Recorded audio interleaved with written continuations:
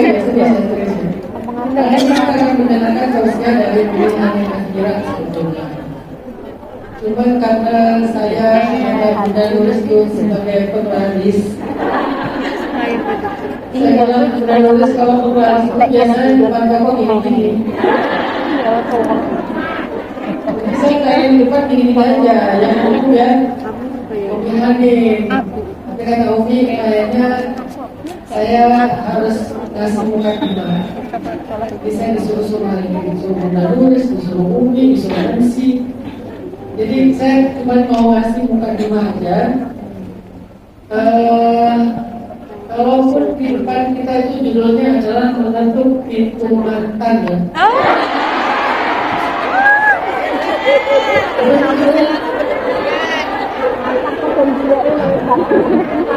Menentuk pintu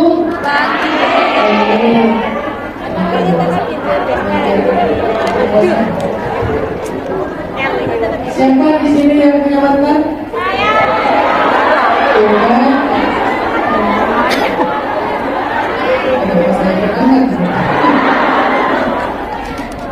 Oke, kita akan bahas. Saya cuma ingin menyampaikan mukadimah tentang mengetuk pintu lagi.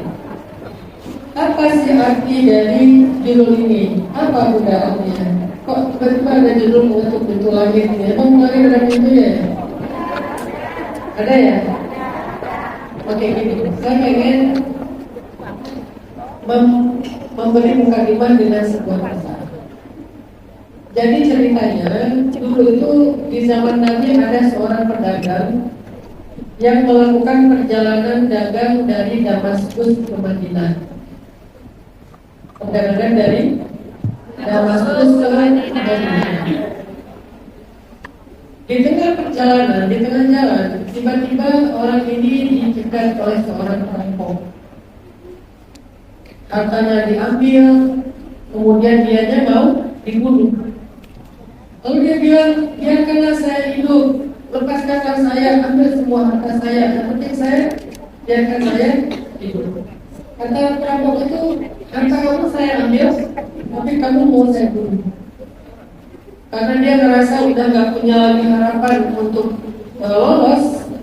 Dia lihat di sekelilingnya di lembah itu, dia ada di sebuah lembah. Di sekeliling lembah itu dia lihat banyak tengkorak manusia. Ternyata itu tempat pembegalan di zaman itu. Kalau sekarang mungkin kelitih ya. Oh kelitih? Kelitih itu di Jogja yang suka macam-macam orang. Tapi kalau kelitih beda sama begal. Kalau begal ngambil harta, kalau kelitih cuma pengen nggak bernyawa, cuma pengen nyakitin orang. Akhirnya pedagang ini bilang kepada perampok itu, ya udah kalau gitu beri saya waktu sebentar untuk usul di Rakatain, untuk sholat 2 rakaat. Karena yang dia minta cuma waktu untuk sholat 2 rakaat, perampok ini juga merasa kayak udah lama. Ya udah alnya badalah ajil kata dia. Ya udah lakukan apa yang kamu mau, tapi jangan lama-lama. Dia pun berwudu. Setelah selesai wudu dia sholat. Selesai sholat dia angkat tangan berdoa. Ini menunjukkan berdoa setelah sholat itu bukan jihad. Nanti apa yang terjadi ini dia ceritakan kepada Rasul dan Rasulullah tidak menyalahkan dia. Jadi setelah selesai dia sholat dia berdoa. Di dalam doanya dia membaca nama-nama Allah yang mulia, Asmaul Husna, sifat-sifat Allah. Dia baca semuanya dengan bacaan yang panjang. Kemudian terakhir dia katakan, ya Mughith, aghithni, ya Mughith, aghithni, ya Mughith, aghithni 3 kali. Tiba-tiba ketika dia selesai membaca ya Mughith, aghithni yang ketiga, maka datanglah seorang laki-laki penunggang kuda memakai pakaian putih, ikat kepala berwarna hijau, dan dia membawa irbah. Irbah itu kalau bahasa sekarang adalah tombak. Dia datang dengan menunggang kuda yang larinya sangat cepat. Tiba-tiba dengan tongkat itu, dengan tombak itu dia memukul perampok dan perampok itu tersungkur. Kemudian laki-laki itu turun dari kudanya, dia datang kepada pedagang yang tadi sedang berdoa, dia serahkan tongkatnya atau tombaknya, dia katakan, "Kum faktulhu, bangun ambil tombak ini, bunuhlah perampok itu." Dan perampok itu sudah terkapar, belum mati. "Kum faktulhu, sekarang ambil tombak ini, bunuh perampok itu."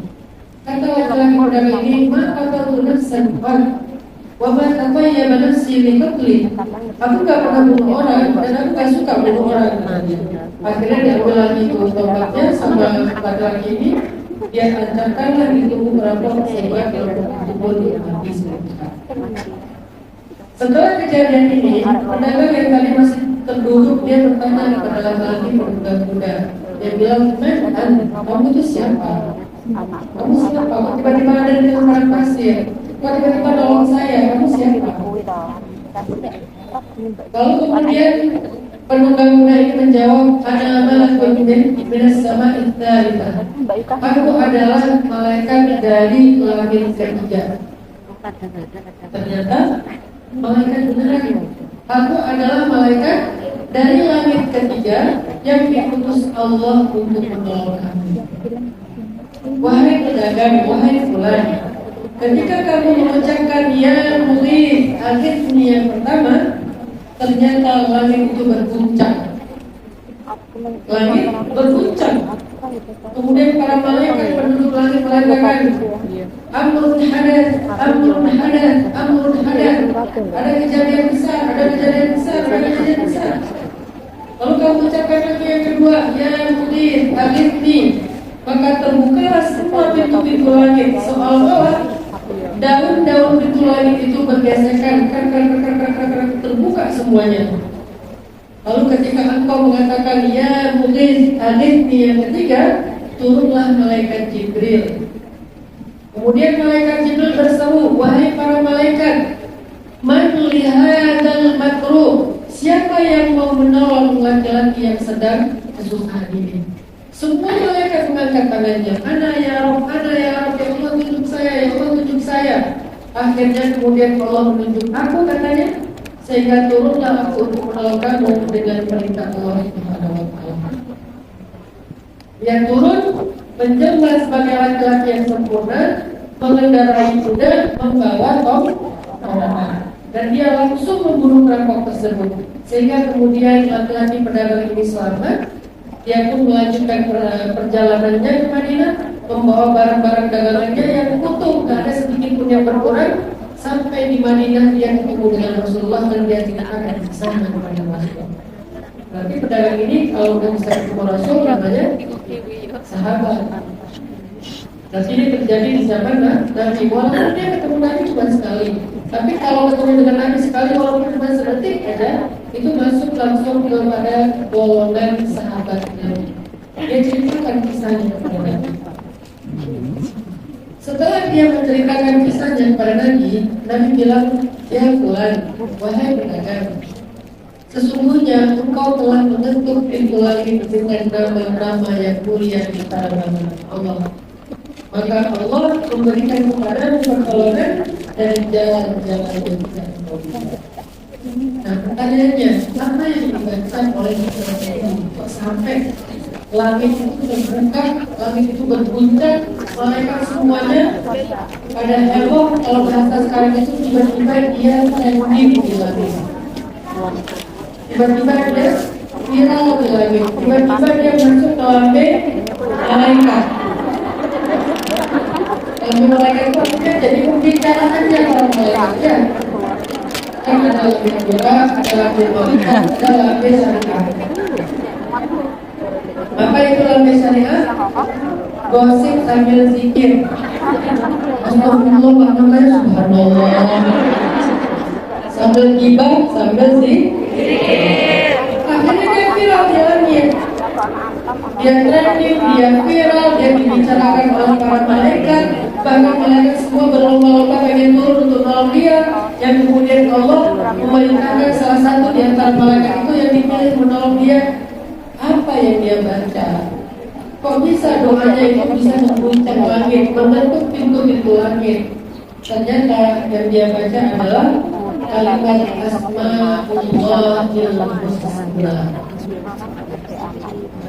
Kemudian dia baca adalah Sifatullahil Ulya. Dia membaca dua kalimat yang agung, satu nama-nama Allah, dua sifat-sifat Allah. Sehingga siapa yang menghafal nama-nama Allah, kemudian dia baca di dalam doanya sesuai dengan tema doanya, lalu dia sebutkan kebesaran Allah dengan sifat-sifatnya, Allah Maha Tinggi, Allah Maha Kuasa, atau dia baca aja sifat Allah dalam lafaz Allahu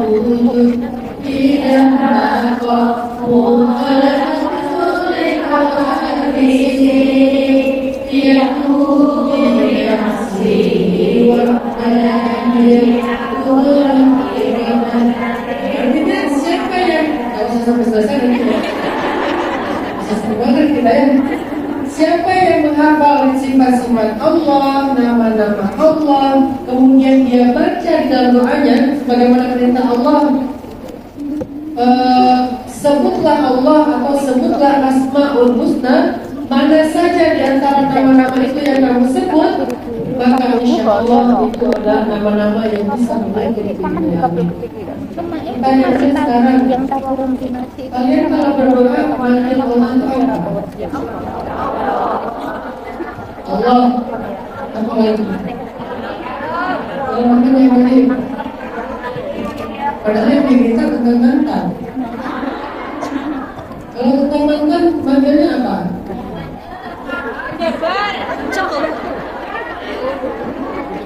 Kan tahu kan? Sama.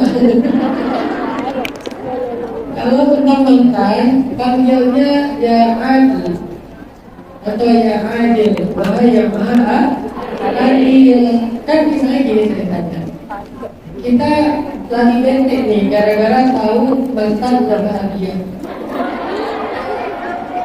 Kan banyak tuh yang nanya, kita kenapa ya orang yang menjolimi kita, yang meninggalkan kita, yang pergi pas kita lagi sayang-sayangnya, kan dia selalu sakit. Tapi kalau dia hidupnya baik-baik aja, kok dia hidupnya bahagia, kok dia mungkin sukses, sebenarnya kita kena mental gitu kan. Itu gimana Ustaz? Nah, caranya, pertanyaan saya kenapa dia masih tahu tentang mental? Makanya udah ternyata dia melihat perhatian tujuan. Oke, saya kan? Oke, maksudnya gini, kalau kalian mau meminta sesuatu kepada Allah, cobalah kita dengan menyebut nama Allah yang sesuai dengan kehendaknya. Itu rahasianya. Saya dulu ketika minta anak, ketika saya umrah, saya diberikan keturunan anak perempuan yang nanti saya kasih nama Aisyah. Akhirnya saya minta ya wahai yang menganugerahkan, wahai pemberi anugerah. Selama saya di depan Ka'bah, pikir saya ya Wahab, ya Wahab, ya Wahab, terus memanggil ya Wahab. Ketika saya pengen bayar utang, karena saya punya utang karena banyak orang usaha ya, karena produksinya kita memang ya biasa teman pinjam dulu 100 juta. Karena duit pengen bayar utang ya Razak, ya Razak, ya Razak. Ketika saya pengen memperluas jangkauan dakwah saya, pengen bikin tren di Indonesia supaya hijrah itu jadi tren. Gimana caranya membuka banyak tempat untuk masuk dakwah? Akhirnya saya panggil ya Fattah, ya Fattah, ya Fattah. Ketika saya tentu diberikan lebih banyak anugerah dan kebaikan oleh Allah, saya panggil ya Karim, ya Karim, ya Karim. Artinya salah satu cara untuk mengetuk pintu langit dan langit itu akan berguncang untuk benar adalah dengan menyebut nama dan sifat-sifat Allah. Hasilnya dahsyat. Tapi challenge-nya kita harus hafal nama-nama ini. Setelah menghafal kita memahami Setelah dipahami, dipakai sesuai dengan doanya. Dan memahaminya harus, karena kalau kita memanggil Allah tapi kita nggak paham apa makna dari nama ini, nanti panggilan kita nggak powerful. Saya yakin sekali Allah yang Maha Wahhab. Makanya saya yakin ketika memanggil Dia Wahhab, Habli dzurriyyatan thayyibah, Habli bil ladunka waladan shalihan. Apapun yang Allah ya Wahhab, pemberi anak keturunan, anugerahkanlah untuk saya keturunan anak solihah. Saya paham maksud dari kata-kata Ya Wahhab. Rabbana hab lana, gitu kan? Hab lana dari kata Wahhab. Min azwajina wa dzurriyyatina qurrata a'yun waj'alna lil muttaqina imama. Maka salah satu cara paling gampang mengenai Ibrahim adalah dengan menyebut dan memanggil nama-nama serta sifat-sifat Allah. Satu kisah lagi. Mungkin kalian pernah dengar cerita nenek-nenek zaman kita. Benar kan? Jadi ceritanya ada seorang nenek, dia udah tua, udah punya anak, tapi pengen punya anak. Bahkan kemudian dia kata kepada Nabi Musa dengan ini, Ya Nabi Allah, Ya Nabi Allah, wahai Nabi yang berbicara dengan Allah, mintalah kepada Allah agar Allah memberi saya anak. Saya baru punya anak udah tua. Akhirnya Nabi Musa berdoa, Ya Allah, ini ada nenek-nenek punya anak. Kemudian Allah bilang kepada Nabi Musa, sampaikan kepada nenek-nenek itu kalau dia takdirnya jangan punya anak, takdirnya. Artinya kan ini sesuatu yang sudah ditetapkan. Dia ditetapkan, dia takdirkan yang punya anak. Akhirnya Nabi Musa bilang, sabar ya, nenek udah punya takdir dan takdir nenek jangan punya anak. Oh gitu, udah, orang yang punya. Dan besoknya balik lagi, pas balik lagi kita lagi, ya Nabi Allah, Tuhan kan saya punya anak. Kata Musa kan bukan kemarin, siapa tahu sekarang bisa. Ya Allah, nenek yang kemarin ya Allah, minta anak sama kayak kemarin. Kata Allah Musa, katakan ke dia, takdirnya gak akan punya anak. Nek, kata saya juga, sama lagi. Tapi Nabi Musa kan gak berhasil ya. Jadi aksennya gak gitu, itu aksen saya.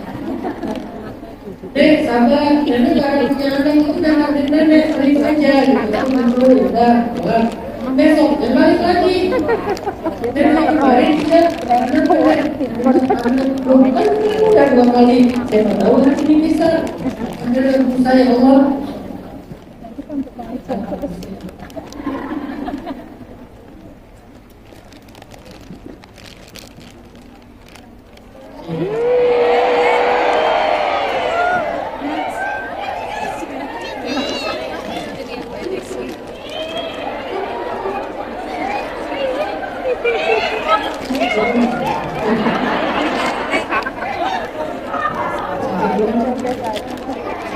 Bersih. Biar bersih. Cerita sebenarnya sebenarnya. Oh iya, Nabi Musa maka saya punya kemarin udah, saya tahu ini bisa. Ya Allah, ini nenek berkata lagi. Dan dia minta sesuatu yang sama. Allah Musa, sampaikan juga. Akhirnya tak ada punya anak. Akhirnya Musa bilang, kan ngomongin ya. Kan nenek tadi ini gak ada punya anak. Sudah, terima aja. Pulang ke balik-balik lagi dalam waktu berapa lama. Tiba-tiba setelah sekian lama datang bawa ibadah. Datang bawa. Ditanya sama Nabi Musa, ini nenek yang dulu kan? Ya. Ini siapa? Ini bayi saya, anak saya. Agak lain. Ini neneknya agak lain gitu kan? Oh, bayi gimana nih maksudnya? Ya bayi saya, anak saya, anak biologis saya. Oh bisa ceritanya punya anak kan? Kita tidak akan punya anak. Ya udah Nabi Musa tanya aja sama Allah. Akhirnya Nabi Musa tanya, ya Allah, gimana cerita si nenek-nenek itu punya anak? Kan kata Allah tak akan punya anak takdirnya. Wahai Musa, setiap kali dia pulang meminta anak, aku katakan dia tak akan punya anak. Sepanjang jalan dia memanggil aku dengan kata-katanya, Rahim, Irhamni, Ya Rahim, Irhamni, Ya Rahim, Irhamni. Rahim, kenapa kandungan dalam bahasa kita dikenal dengan istilah Rahim? Karena itu rahmat. Dan Allah yang memberikan rahmat itu namanya Rahim. Sehingga nenek itu memanggilnya Rahim, kasihanilah saya. Ya, Rahim, kasihanilah saya. Maksudnya, kalau saya mati gak punya anak, siapa yang akan mengurus saya? Siapa yang akan mendoakan saya? Ya, Rahim, kasihanilah saya. Sepanjang jalan, sepanjang hari, berminggu-minggu, berbulan-bulan, wahai Musa, dia terus memanggil namaku, Ya Rahim, Ya Rahim. Ya Rahim, Ya Rahim. Maka wahai Musa, ketahuilah sesungguhnya dengan rahmatku aku ubah takdirnya sehingga dia menjadi punya takdir. Coba bayangkan, takdir sudah ditetapkan. Kalau dalam hadis istilahnya, pena sudah diangkat, kertas sudah kering. Artinya tidak bisa dirubah. Tapi Allah Maha Kuasa atas segala sesuatu. Dengan panggilan Ya Rahim, Ya Rahim, Ya Rahim, wahai yang memiliki rahmat, akhirnya kata Allah, dengan rahmat itulah aku merubah takdirnya menjadi Musa. Itulah dahsyatnya membentuk ilmu ini. Sekarang pertanyaannya, apa hajat kita? Apa hajat kita? Kalau kalian cuma mengetuk pintu akun media sosial, minta di follow, minta di repost, minta apa misalnya di like, ya, minta komen, minta share, minta subscribe, minta FYP dan segala macam, kita kadang-kadang akan kecewa. Karena yang kita ketuk itu adalah pintu-pintu manusia, dan pintu digital. Atau kita ketuk pintu manusia lewat jadian. Kita WA teman kita, WA keluarga kita. Kadang kita juga diabaikan. Kadang-kadang bedanya ketumpuk dan dibalas-balas. Bunda Nulis sering komplain sama saya. Bukan saya menganggap Bunda Nulis gak penting sih, karena Bunda Nulis ke WA pas saya lagi ngajar. Begitu saya buka, udah ketumpuk tuh. Sehari kan WA-nya bisa masuk ratusan. Jadi begitu yang di WA gak dibaca, ketumpuk, akhirnya dalam waktu yang lama. Tiba-tiba Bunda Nulis ngebunyinya lewat Umi Hanin. Kalau Umi Hanin yang WA, kalau ketumpuk dia muncul lagi. Ada sempit. Jadi maksudnya kalau kita ketuk pintu manusia, pintu digitalnya, pintu sosial medianya, kita bakal kecewa. Kita mengetuk pintu rumahnya, kita bakal kecewa. Satu-satunya pintu yang diketuk tidak mungkin gak dibuka adalah pintu rahmat Allah. Pintu manusia yang dibuka karena ditutup. Ketika dia merasa kepayahan, dia tutup. Ketika dia merasa capek, dia tutup. Ketika dia merasa terganggu, dia tutup. Sedangkan Allah, la ta'khudhuhu sinatun wa la naum wa la yaquduhu. Jadi gak pernah ngantuk, gak pernah lelah, gak pernah capek. Apa alasan Allah untuk menutup pintu itu? Gak ada. Karena Allah tuh Maha Kuasa. Udah itu Maha Baik. Sedangkan manusia kadang baik, kadang jengkelin ya. Kadang dia baik banget kayak malaikat, tiba-tiba jadi iblis. Jadi artinya, kalau kalian mau hidupnya mudah, belajarlah tentang gimana cara bentuk pintu langit. Karena kita tahu banget cara bentuk pintu bumi, tapi nyatanya sering mengecewakan kita. Sekarang saatnya kita belajar membentuk pintu langit. Pintu bumi itu termasuk pintu hatinya. Gimana caranya biar dia berkenan sama kita, mau sama kita, mau komitmen dengan kita. Karena kita mengecewakan. Ketika kita ketuk pintu hatinya, dia malah memberikan hati itu kepada orang lain. Maka ketuklah pintu pemilik hatinya. Bukan pintu hatinya, tapi pintu pemilik hatinya. Karena hati bukan milik kita, tapi milik Allah. Jadi apapun hajat kalian, belajarlah tentang gimana cara mengetuk pintu langit. Salah satu cara mengetuk pintu langit yang paling dahsyat adalah dengan memanggil nama-nama Allah yang mulia. Allah Ar-Rahman, Ar-Rahim, sifat-sifatnya yang mulia. Panggil dengan panggilan yang panjang berkali-kali, nanti kemudian terakhir baru minta. Jadi doa itu jangan enteng, jangan sekadar aja asal katakan Rabbana atina fid dunya hasanah. Itu kan template. Udah gitu nggak ada muji-muji Allahnya, nggak ada salawat-salawatnya. Makanya kalau kalian mau menerima dan itu kunci dari segala urusan hidup kita, segala hal kita. Saya nggak perlu terlalu spesifik urusan masalah cinta dan kandung ya. Apapun masalah hidup kita, sedarurat apapun kondisi kita, seprihatin apapun keadaan kita, sekuatin apapun hati kita, bahkan kalian mengalami anxiety disorder sekalipun, serangan kecemasan sekalipun, gak ada yang akan dikecewakan oleh Allah jika pintu-pintunya diketuk oleh Tuhan.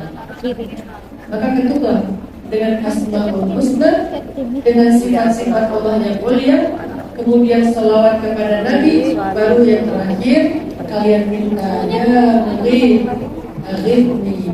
Jadi doanya terpanjang gitu, cuma satu kata ya Mugith, Aghithni, cuma satu kalimat pendek. Yang panjang apa? Asmaul Husnanya. Yang panjang apa? Muji-mujinya.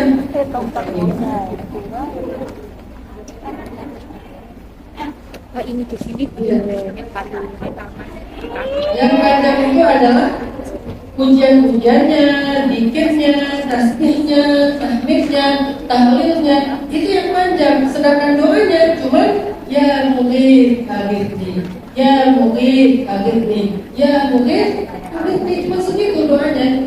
Ya Mugith itu pun dengan nama Allah yang Maha Penolong, kan itu namanya istighotsah. Teman-teman tahu istighotsah kan? Apa arti istighotsah? Sering dengan istighotsah tapi nggak tahu artinya kan? Sehingga kalau dibilang bid'ah semua orang kita bingung. Padahal istighotsah itu adalah perintah Allah yang ada di Al-Quran, ada di hadis, ada di dalam kisah-kisah orang saleh.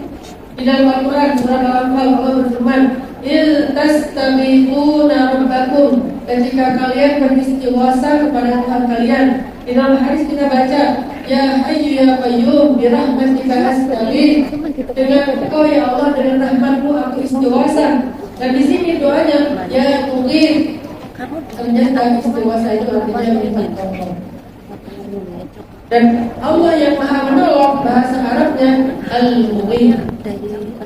Asmaul Husnanya Al-Mughith. Jadi kalau kalian sedang merasa takut dizolimi oleh tuan kalian atau oleh siapa yang misalnya majikan, istilahnya majikan atau bos atau mungkin keluarga tempat kalian berjuang misalnya khawatir, maka panggillah Sang Maha Penolong ya Mugith, ya Mugith, berguncang itu langit sekalian. Jadi emang doanya nggak panjang, cuma yang Mugith Aghithni yang panjangnya puji-pujian kepada Allah. Mudah-mudahan prolog mukadimah ini bisa menjadi sebuah insight, menjadi sebuah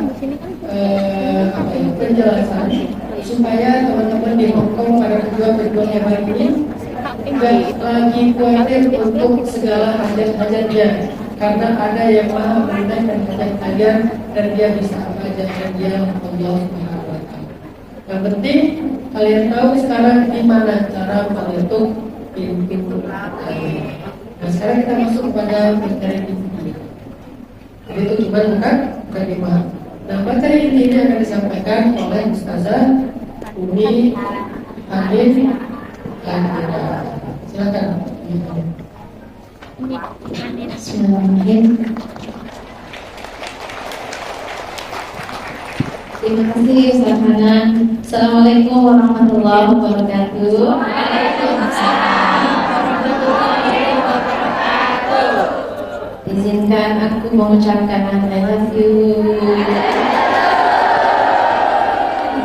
Boleh satu orang.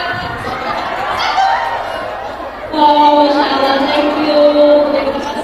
Terima kasih.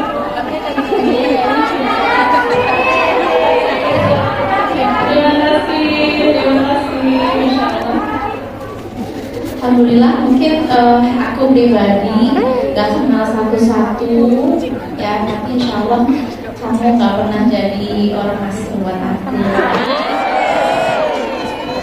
Insya Allah kita akan berjumpa selalu di dalam majlis cinta, majlis cinta di dunia maupun di akhirat. Ya, jadi luar biasa ya tema yang disampaikan Ustaz Hanan mengetuk pintu langit itu. Dan aku juga dibisikin sama Bunda Luis sebuah tema yang titipan gitu ya, katanya mengetuk pintu cinta. Boleh bicara cinta? Diizinkan? Terima kasih. Masya Allah, di sini yang lagi jatuh cinta boleh angkat tangan. Banyak ya. Jatuh cinta sama diri sendiri. Gimana rasanya hubungan sama dia? Candu nggak?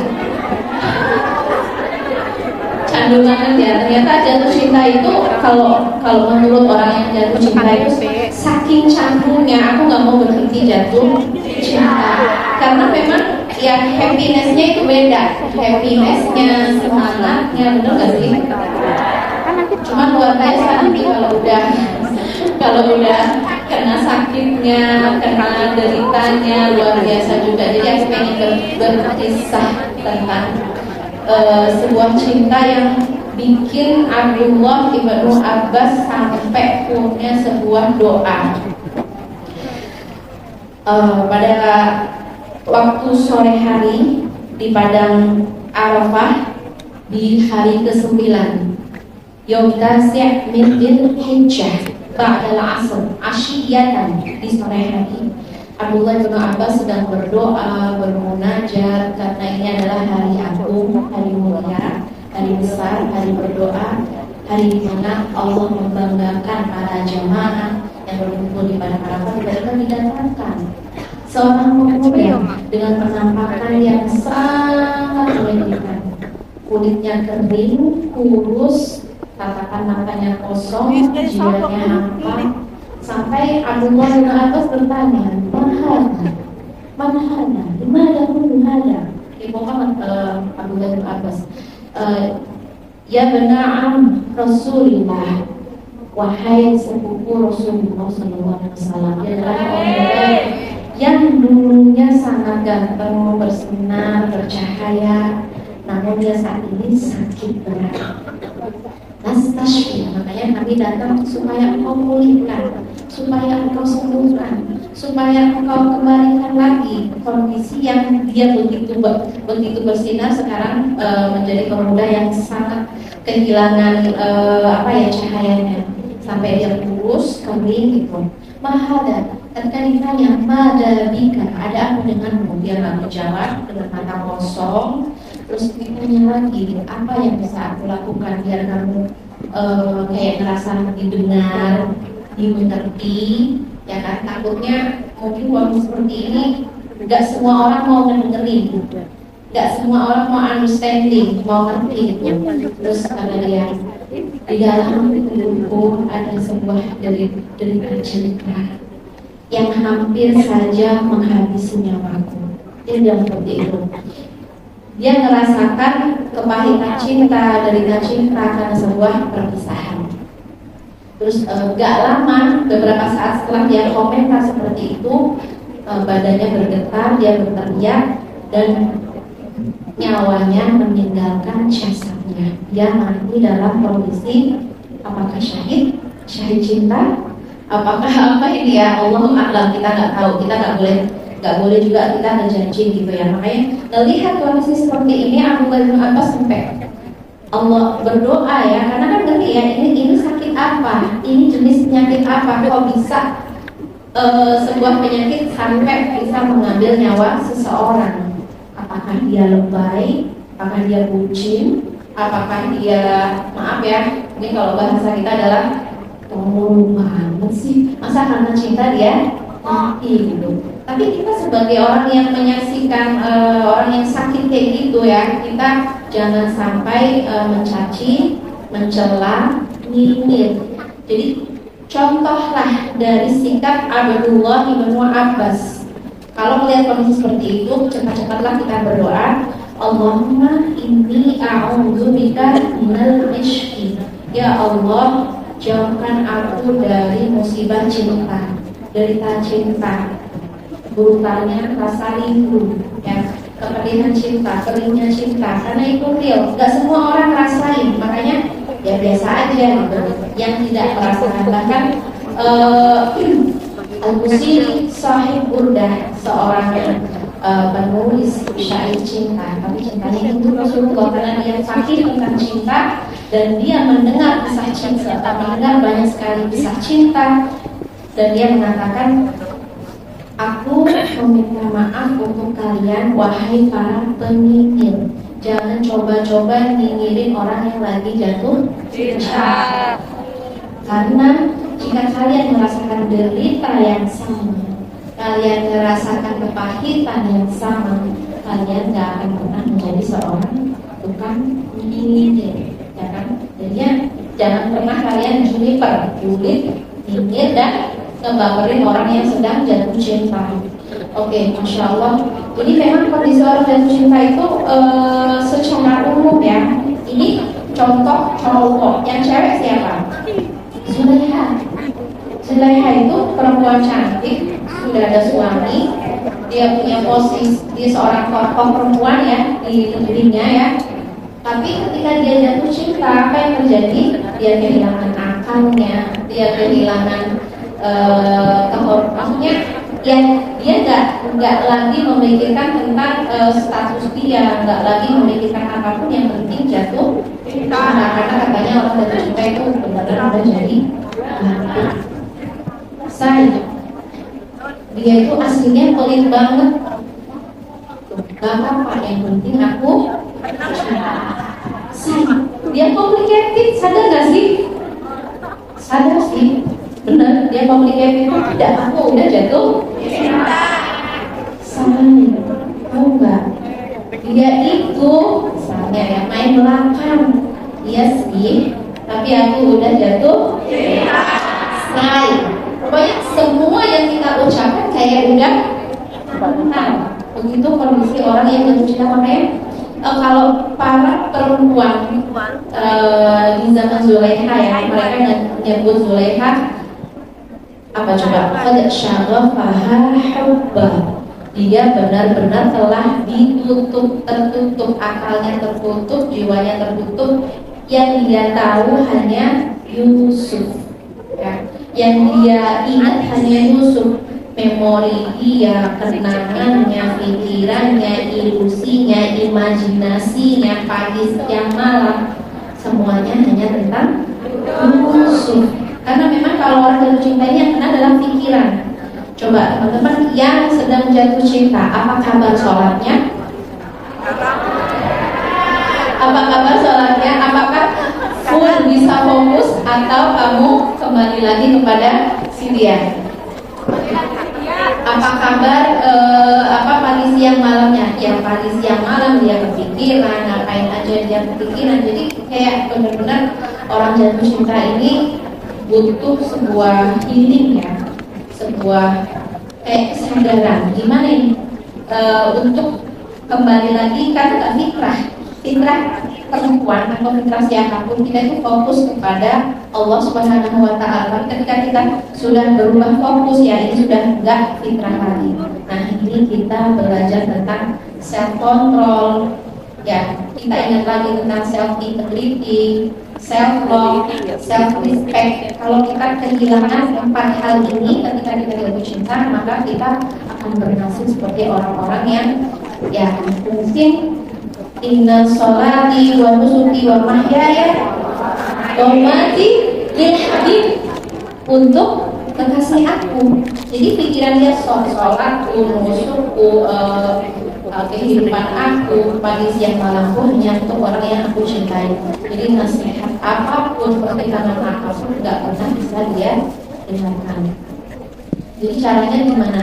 Kalau Rasulullah SAW memberikan nasihat pada kita bahwa tidak ada satu solusi yang paling tepat untuk orang yang sedang jatuh cinta kecuali bertemu, kecuali apa? Kecuali nikah, nikah ya, nikah. Kalau cuma bertemu kamu nggak akan sembuh, kamu akan tetap sakit. Ya. Yang sudah menikah, coba angkat tangan. Sudah sembuh sakitnya?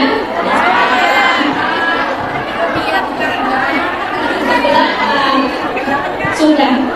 Belum ketemu lagi. Yes, benar. Orang yang selalu jatuh cinta itu dia bisa melampaui apapun ya, dengan kalimat, dengan pikiran kita, meskipun jauhan secara fisik, tapi secara emosi, secara jiwa kita selalu ingin bertaut, selalu ingin berjumpa, selalu ingin ketemu. Ini bagus kalau sudah heran.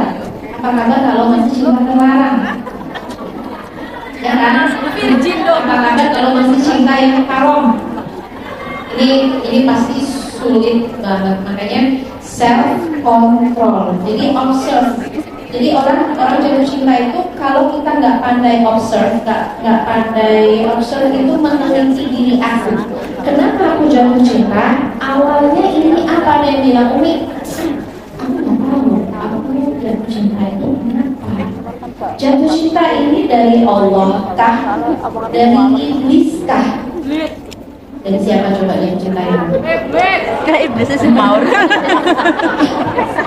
Iblisnya semaur. Karena banyak aku nggak tahu, padahal aku jarang bersama dia. Kenapa aku tiba-tiba itu cinta? Ya saya jatuh cinta itu ya memang ada awalnya, nggak mungkin kita ujuk-ujuk jatuh cinta gitu. Berawal dari mata. Jadi please, biar kamu nggak pernah punya cinta, nggak. Ya karena katanya love is infectious. Jadi cinta itu infeksi. Kamu sedang terinfeksi. Kenapa harus bisa terinfeksi? Karena kamu belum belajar tentang body emotion.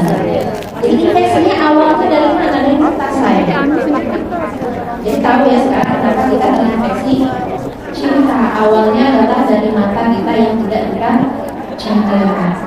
Dan kenapa sih ini ada kaitan apa dengan mengetuk pintu langit? Pintu langit itu bisa kita ketuk dan terbuka dengan baik ketika kita tidak punya hijab, tidak punya penutup, tidak punya kotoran-kotoran, polutan. Karena kayak cinta yang sifatnya hawa nafsu itu adalah polutan yang mempersulit kehidupan kita sehingga kita sulit untuk mengetuk pintu. Nah, jadi sekarang kita tahu infeksi awal dari mana? Mata. Setelah terinfeksi mata kita, masuklah ke pikiran. Dan kan, imajinasi, masuk ke perasaan. Setelah masuk ke perasaan, action. Umi, aku kangen brutal. Baik. Pencet nggak ya? Kepoin nggak ya? Chattingan nggak ya? Karena aku kangen banget sama suara dia. Kangen banget gitu ya. Kangen. Saya lihat wajahnya, aku udah happy banget gitu. Ini gimana? Jadi kalau kamu nggak punya pertahanan, kamu akan semakin terinfeksi, sakit kamu makin parah. Jadi kamu gimana? Kamu mau healing, artinya mau memproses sebuah penyembuhan kah? Atau sebaliknya kamu semakin terinfeksi? Karena kalau sudah terinfeksi tadi ujungnya sampai penderitaan mental, penderitaan emosional, penderitaan fisik itu dirasain semua. Cuma gara-gara infeksi mata. Makanya kalau Rasulullah SAW mengajarkan ya bahwa Ghaddul Basar ini salah satu kunci kita berjumpa dengan Allah. Salah satu kunci kita ma'iyatullah, punya kebersamaan dengan Allah. Semakin kita menjaga pandangan kita, menjaga hasrat kita, menjaga gejolak yang kita miliki, maka insya Allah yang menjaga Allah maka dia akan dijaga. Allah Allah yahfazka, ihfaz al-afkar, Allah yahfazka. Jadi ini kuncinya adalah menjaga. Oke, jadi kita harus benar observe kenapa awalnya infeksi gara-gara gangguan bahasa itu. Kenapa aku kangen? Karena aku nganggur, misalnya ya, nganggur kita hari ini kurang zikrullah, salah satu yang diajarkan oleh Ustaz Hana tadi ya, mengetuk pintu langit dengan berbagai cara. Di antaranya adalah membaca nama-nama Allah yang indah. Kita bisa shifting ya dari memuja hamba, ya kan, kayak orang jatuh kan kita puja semua dari ujung atas sampai bawah kita puja, topinya, stylenya, senyumnya, gitu kan. Terus bahkan kalau orang jatuh cinta semakin gede itu kayak dia tuh nggak berani nakalnya itu nggak berani. Kenapa? Takut semakin jatuh cinta gitu. Jadi mending mundur aja gitu ya. Saya mundur.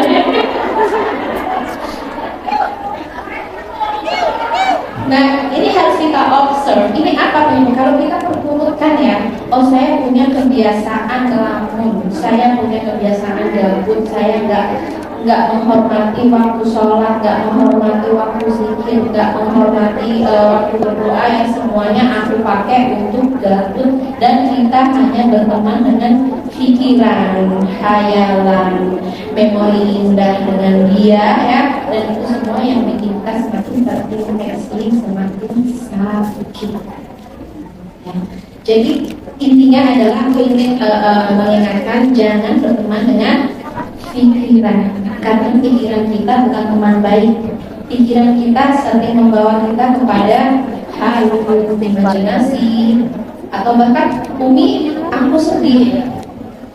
Kenapa kamu sedih? Saya karena aku berteman dengan pikiran. Jadi kesedihan, kemudian anxiety, kemudian ketakutan dan lain sebagainya itu muncul dari produk berpikir, bukan muncul dari zikrullah.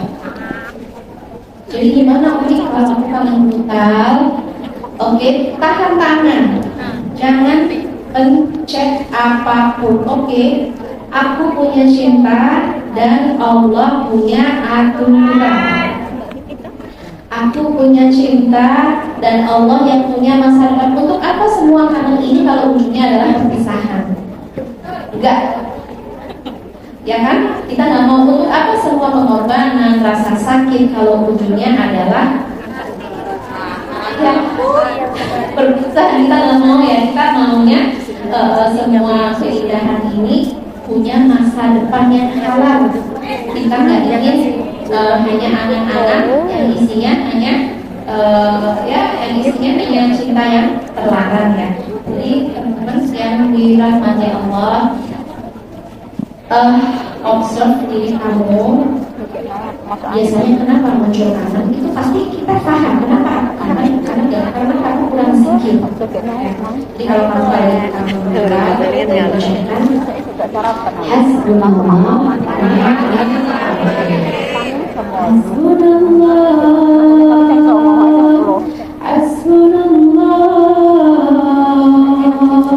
wa ni'mal wakil, hasbunallah. Atau kamu boleh pakai zikir apapun, zikir tasbih. Tasbih ini kan puja-puji Tuhan. Kamu harus observe diri kamu dalam satu hari. Kamu lebih banyak puja-puji Tuhan atau puja-puji mantan? Atau kamu lebih banyak puja-puji kekasih? Itu kan pikiran kamu itu dikuasai siapa? Karena hati kamu itu adalah rumah ibadah. Aku sebut hati itu adalah Baitullah. Hati itu rumahnya Allah. Hati itu harusnya hanya menyembah Allah, memuja Allah, bukan memuja yang lain. Makanya ketika kita mencoba memuja lain itu meninggalkan al-khaliq, yang kita rasakan adalah derita cinta. Jadi terus ya kamu observe diri kamu, ini kenapa aku kangen dan gimana cara mengatasi kangen, gimana cara menahan diri ya. Kalau Nabi Yusuf qala ma'adallah innahu rabbi ahsana mathwaya. Ternyata dia berjuang. Artinya arti berjuang itu dia agresif, dia ngerayu kita. Neng, sudah makan belum? Gitu kan. Next, sudah sekolah belum gitu kan? Jadi ceritanya pacaran tapi syariat ingetin sholat, ingetin sholat tahajud dan lain-lain ya. Kalau dia semakin agresif, artinya kita harus belajar say no. Say no itu kalau bahasa Nabi Yusuf adalah ma'adallah innahu rabbi ahsana manwari. Aku berlindung kepada Allah. Yes, aku cinta dia. Yes, aku mengidamkan dia. Yes, aku ingin punya masa depan dengan dia. Yes, aku ingin selalu bersama dia. Tapi aku nggak akan menyalahgunakan cinta. Pantang aku perempuan menyalahgunakan mata, telinga, pikiran, akan misi. Karena cinta itu dia akan bersatu lewat kata-kata. Itu awalnya ya, startnya lewat kata-kata. Next, dia akan berusaha bersatu secara jasad. Jadi makanya disebutnya bahwa mata itu bisa berzina. Mata bisa berzina dan nanti bisa turun ke pikiran, ke hati dan lain sebagainya. Dan kita harus bisa say no. I respect my Lord. Aku perempuan yang menghargai Tuhanku. Aku perempuan yang menghargai aku dijanjikan oleh Tuhanku sebuah kerajaan. Ketika aku tidak menghargai Tuhanku, aku akan diusir dari kerajaan Tuhan. Kita diusir dari Hongkong aja kayak naudzubillah ya.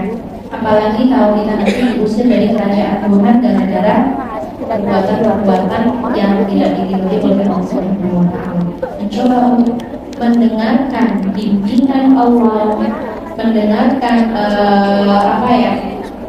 mendengarkan bimbingan, melihat hidayah dari Allah supaya kita bergerak bukan karena hawa nafsu tapi bergerak karena bimbingan dari Allah Subhanahu wa taala.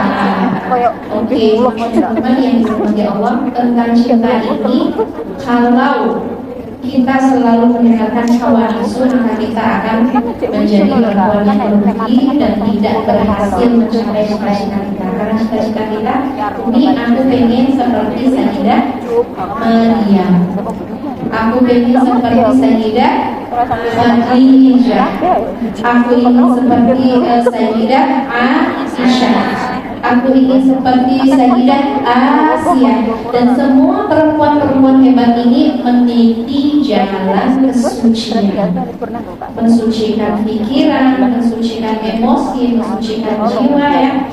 Innallaha astafaki wa tahharaki wastafaki ala nisa'il alamin. Sesungguhnya ketika kamu jatuh cinta, Allah bukan ingin membuatmu masuk ke neraka, tapi justru Allah ingin meningkatkan derajat kamu. Perempuan terpilih jatuh cinta tapi tetap menjaga kesucian, jatuh cinta tapi tetap bisa menghormati Tuhannya, menghargai Allah, menghargai aturan-aturan Allah. Karena cinta sesuatu yang rasa yang tidak bisa kita bendung, tapi kita bisa membendung action kita. Kita bisa say untuk hal-hal yang Innallaha astafaki wa tahharaki wa astafaki ala nisa'il alamin.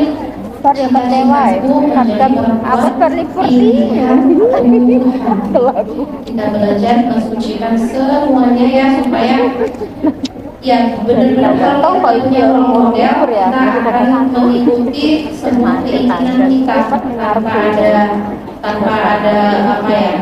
filter, tanpa ada saringan apapun. Jadi teman-teman yang tadi udah banyak banget ya pertanyaan-pertanyaan, entah seputar cinta atau entah seputar apapun. Kenapa ini penting menjadi pembahasan? Jadi kita gak bisa naik ke atas, mendapatkan derajat tertinggi, bahkan bisa mengetuk pintu langit ketika kita masih berada di dalam hijab tadi ya. Kita nggak bisa menembus pintu langit. Oke. Kayaknya kita mulai ya untuk ngebacain pertanyaan-pertanyaan dari teman-teman. Ada berapa ini, banyak banget. Maka dimulai Ustaz Hanan.